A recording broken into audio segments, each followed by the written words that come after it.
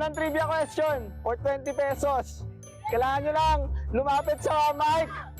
Tali. Okay, tali. Ito yung prize mo. So, siya tama. Nakatanggap siya ng 20 pesos. Thank you po. Congratulations, may 20 pesos ka. Hindi mo na ulit. Para sa halagang 50 pesos, bring me sintas na nakahiwalay sa sapatos. Tama, naka-ready na! Naiisip mo ba minsan kung ano nangyayari sa buhay ng tao once na mamatay siya? Naniniwala ka ba sa afterlife? Medyo po. Bring me any kind of shoes o any class ng sapatos.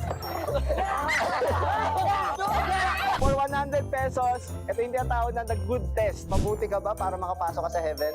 Ano ang pambansang hayop ng Pilipinas? Ayoko sa head. Ayaw mo sa hell. So meron akong bad news at good news sa'yo, Rafael. Anong gusto mo mauna?